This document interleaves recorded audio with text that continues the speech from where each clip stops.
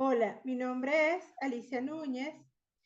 Me encuentro en el 12º Congreso Venezolano de Psicoterapia, específicamente en el simposio recorriendo diversos escenarios psicoterapéuticos.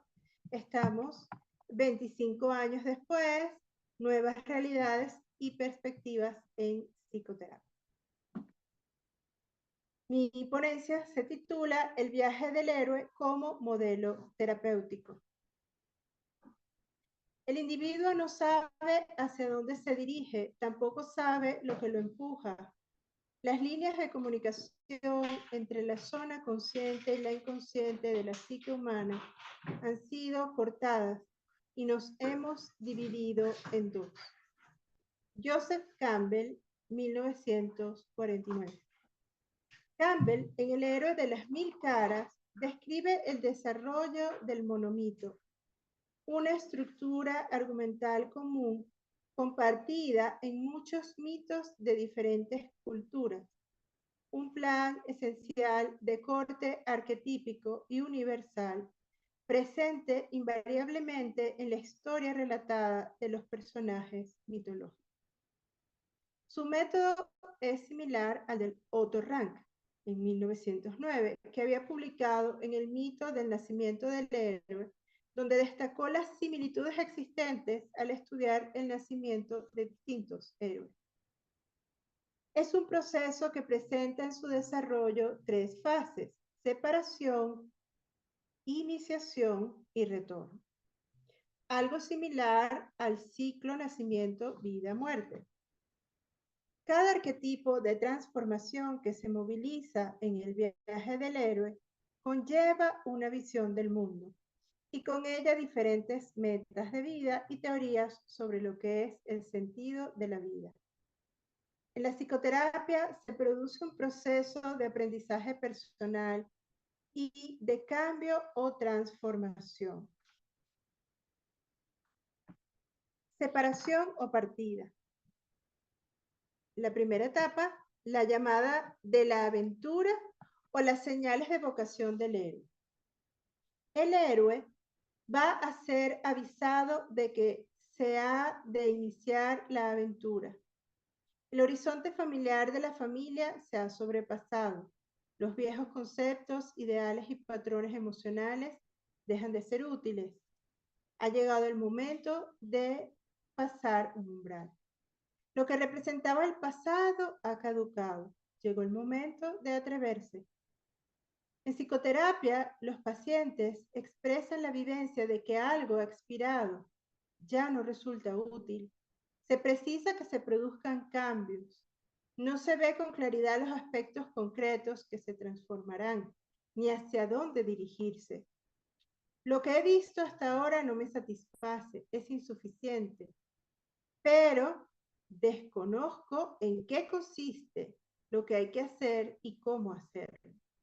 En El Señor de los Anillos, Frodo fue llamado a los 33 años y quien hizo la llamada fue Gandalf. El arquetipo del inocente le da cabida al huérfano. Creía que la vida era un paraíso y se da la caída en la que se da cuenta que no todo es tan hermoso ni seguro como creía. El inocente espera que la vida satisfaga sus deseos y necesidades, y cuando se da cuenta de que no es así, se produce la caída generada por el desencanto y la desilusión. El huérfano es un ser idealista desilusionado. Tanto más altos son los ideales, tanto peor le parece la realidad. En el mundo hay peligros, obstáculos, villanos. Se sienten sin fuerzas para hacer frente a un mundo hostil. Siente miedo y su motivación principal es la supervivencia. El huérfano desea que el mundo se le ofrezca en bandeja de plata y le molesta que no sea así. La negativa al llamado o la locura de la huida de Dios. Lo usual es que tras la llamada haya resistencia. Si la persona renuncia y no acepta la llamada, Su mundo floreciente se convierte en un desierto y su vida pierde todo significado. El héroe quiere permanecer en una especie de vida uterina, un paraíso árido, en lugar de abandonarla. Ir al mundo a desarrollar su aventura, algo similar al triunfo de Ulises sobre la sirena. Vence la exigencia más primitiva del principio del placer. En El Señor de los Anillos, Frodo dice, quiero destruirlo de veras o que lo destruyan. No estoy hecho para empresas peligrosas. Hubiese preferido no verlo nunca. ¿Por qué vino a mí? ¿Por qué fui elegido? Al principio de la psicoterapia hay una intensa ambivalencia. Se puede ser iluso y pretender dejar de sufrir sin cambiar nada, que desaparezcan los síntomas sin que la vida se vea alterada por las transformaciones que el individuo requiere. Si nada cambia, nada diferente ocurrirá. Iniciar la psicoterapia implica aceptar el viaje que lleva aparejados todos los miedos e incertidumbres que surgen ante lo desconocido. La ayuda sobrenatural. La inesperada asistencia que recibe quien ha emprendido la aventura adecuada. La persona recalca que si no se rechaza la llamada y se retoma la tarea, la vida, la historia, nos va a recalcar que siempre aparecerá una figura protectora que va a ayudar al héroe en el viaje iniciático. En cada cultura o mitología aparece de manera diferente. Lo que es común es que esta figura proporciona apoyo y guía para el inicio del proceso. Es un maestro, conductor, el que lleva las almas al otro mundo. En la mitología griega es Hermes, Mercurio. En Egipto, Tot. Y en el mundo cristiano es el Espíritu Santo. El psicoterapeuta se convierte de alguna forma en ese guía que está dispuesto a acompañar al paciente en ese camino desconocido. Estará dispuesto a mantenerse a un lado mientras atraviesa la experiencia emocional y la búsqueda del sentido. El cruce del primer umbral. Cuando el héroe inicia el camino, siempre atraviesa un umbral. Y este hecho conlleva inevitablemente un profundo temor, porque se supone que se abandona el espacio conocido y cálido de donde se proviene. Detrás del umbral está la oscuridad, lo desconocido, lo inexplorado. En El Señor de los Anillos, Frodo y sus acompañantes dejan detrás de la frontera a la comarca, atraviesan un túnel cuyo extremo nos lleva a una puerta que está cerrada con barrotes de hierro. En psicoterapia, cuando el paciente accede a su propia historia, asume su papel en el drama familiar, soporta la culpa de la deslealtad, atraviesa un umbral. Aquí ya se observa constelando el arquetipo del vagabundo, quien sale de lo familiar para encontrar su propia verdad en su proceso de descubrirse mediante la reflexión y la introspección. Para el vagabundo la vida no es sufrimiento, sino aventura. Sea el periplo interior o exterior, el vagabundo da un salto de fe al vacío al descartar los antiguos roles sociales que hasta el momento había vestido para complacer a otros y garantizar su seguridad, encontrando en el camino quién es y qué es lo que quiere. Muchas veces su viaje tiene un efecto de onda. Hacer este viaje interior termina teniendo un efecto expansivo, impulsando a aquellos que ama a que se embarquen en sus propias travesías. Pero su propio proceso es solitario. El vientre de la ballena, el paso al reino de la noche. El vientre de la ballena aparece reiteradamente en muchas leyendas, mitos, cuentos, desde el profeta Jonás en la Biblia a las tareas de Pinocho para rescatar a Gepetto. En vez de ir hacia afuera, el héroe va hacia adentro para renacer. El templo interior, el vientre de la ballena y la tierra celeste, detrás, arriba y abajo, son una misma cosa. En El Señor de los Anillos ocurre en 3 momentos. En la quebrada de los túmulos, la cima de los vientos, en donde es apuñalado por el Señor de los Nazgûl, y en la guarida de la araña, cuando le clava el aguijón a Frodo y le paraliza, pareciendo estar muerto. En Games of Thrones, cuando Jon Snow es apuñalado y asesinado por sus compañeros de la noche y renace. Y en Daenerys Targaryen, cuando atraviesa el fuego y surge renacida. Para que aparezca la psicología del hombre en algún individuo, debe haber una muerte.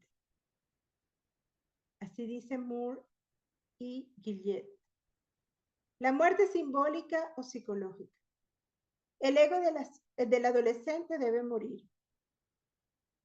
Deben desaparecer las antiguas maneras de ser, hacer, pensar y sentir para que emerja el hombre. La iniciación.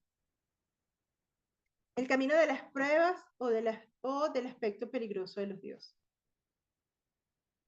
El periodo liminal o de transición consiste en la realización de una serie de trabajos, como en el relato de Heracles, pruebas o tareas, como en el relato de Eros y Psique. En la etapa del camino, la purificación del yo, cuando los sentidos están humillados y limpios, las energías e intereses están dirigidos a asuntos trascendentales. Es el proceso de disolución, de trascendencia, de transmutación de las imágenes infantiles de nuestro pasado personal. En nuestros sueños encontramos todavía los peligros, las quimeras, las pruebas, los ayudantes secretos y las figuras instructoras. En estas historias se da la humillación que limpia el sujeto de la arrogancia y prepotencia. La purificación destruye las fantasías infantiles de omnipotencia. En psicoterapia, el síntoma expresado a través de la angustia, el miedo o de la tristeza resitúa al sujeto haciéndole consciente de su corporeidad y de su fragilidad, elementos esencialmente valiosos en el proceso de construcción de una personalidad más sana, que derrumban la omnipotencia y la soberbia adolescente narcisista. Las defensas más inmaduras caen y empieza a incorporar las emociones y su valor. La fortaleza emocional que impulsa el derrumbe de la soberbia, la prepotencia y el ibris. Habrá que superar una especie de pruebas y barreras una y otra vez en el proceso psicoterapéutico.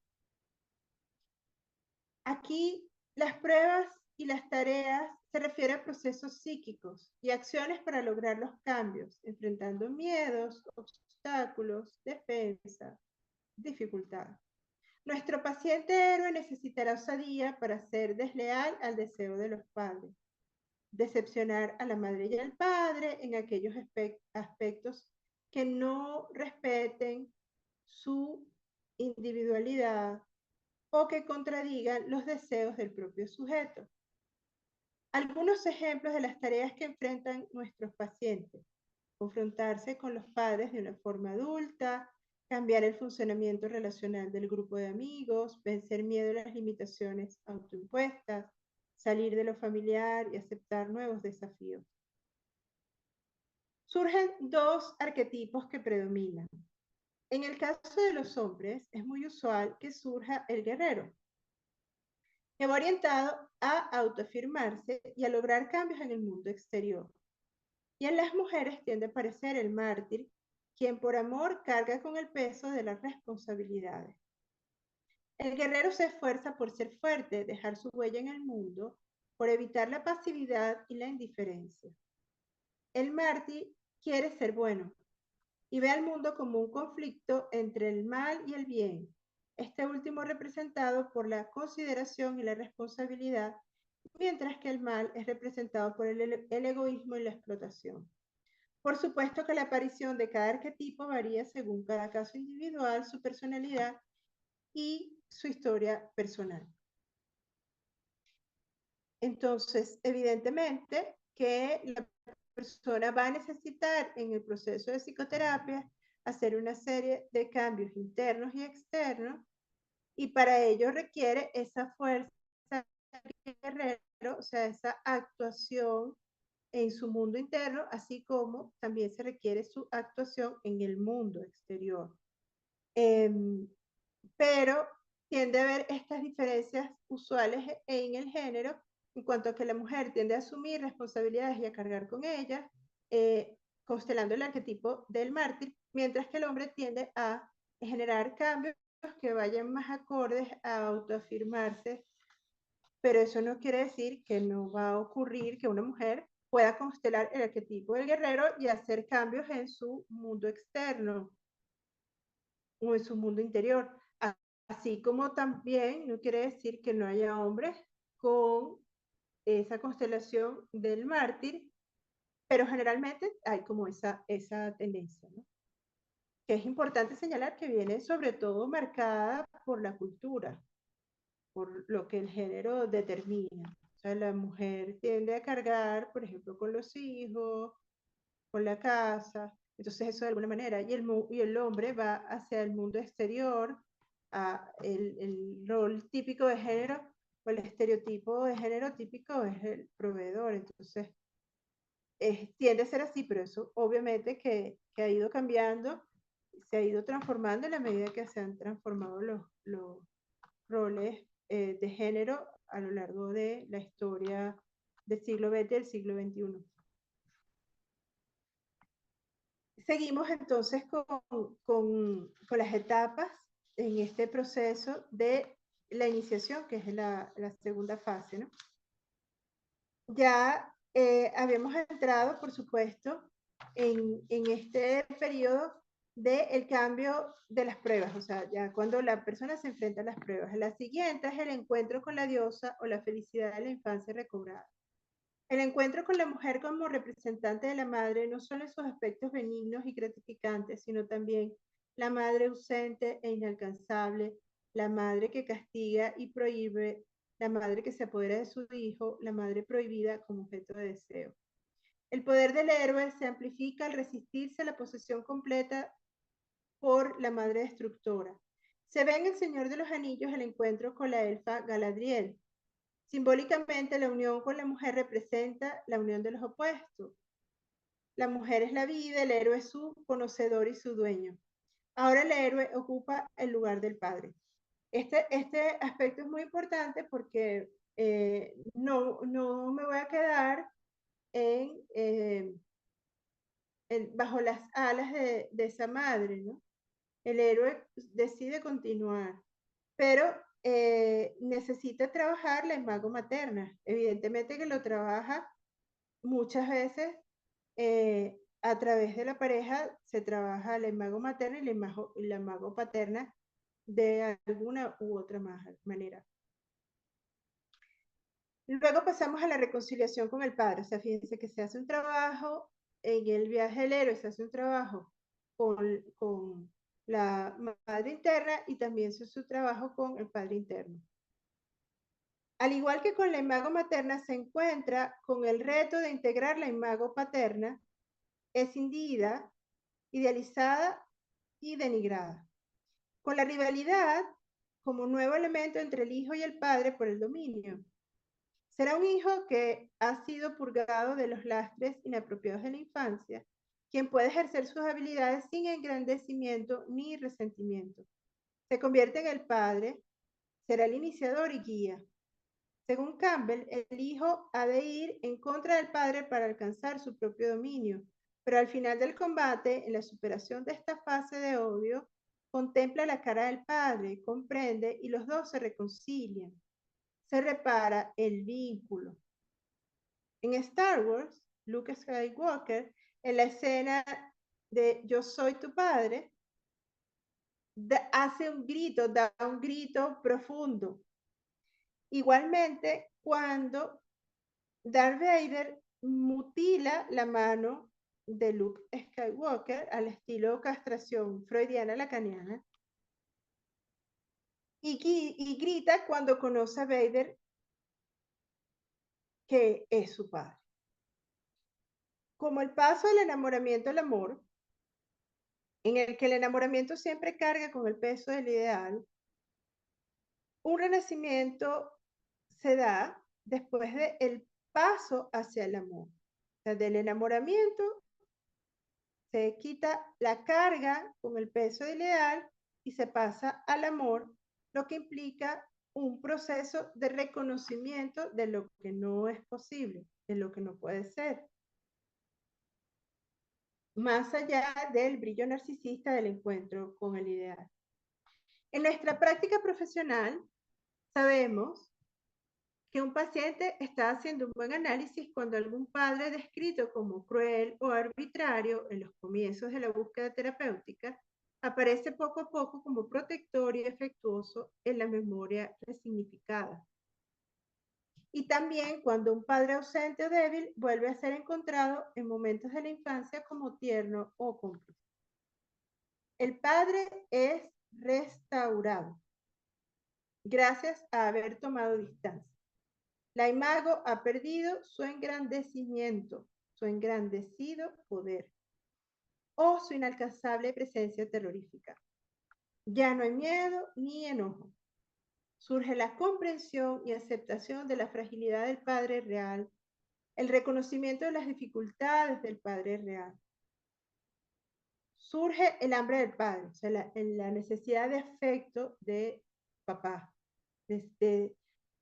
Tengo deseos de afectos de padre. Lo amo, lo extraño, lo necesito. También surge la decepción y la culpa, como en el relato del Génesis de Noé.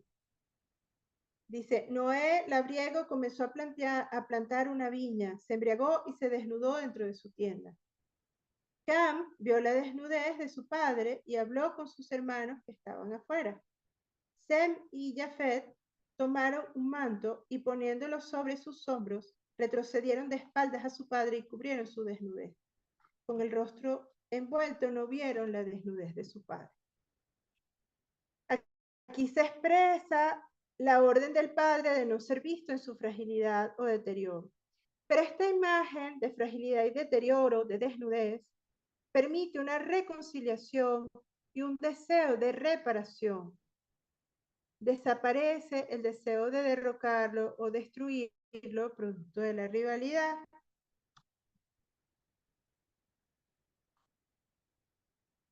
Ya vamos a la última etapa dentro de la iniciación, dentro de la fase 2, que es la apoteosis y gracias últimas. El padre era el intruso en el paraíso entre la madre y el niño. Al haber incorporado la ley, se convierte en un representante de esta, en la defensa y respeto de la vida. Entonces, vemos cómo se da la reparación de la madre interna, la reparación del padre interno, como procesos fundamentales en este viaje del héroe. Y al incorporarse adecuadamente al padre, desde una perspectiva freudiana, sería la incorporación adecuada del superyo. Desde una perspectiva lacaniana, la ley, y aquí vemos claramente que al incorporarse al padre, se restablece el orden, vamos a decirlo así, dentro del mundo psíquico también. Al hacer ese padre restaurado, quedar restaurado. Bueno, vamos ya a la tercera fase, que es el retorno, el regreso y la incorporación de la sociedad para devolverles este aprendizaje a la vida. Bueno, ya él se niega en un principio a regresar, la negativa de retorno o huida mágica. El héroe trae su sabiduría a la humanidad renovando su comunidad. Vemos en Star Wars que Luke se aísla en su propio mundo, al igual que Frodo y Jon Snow.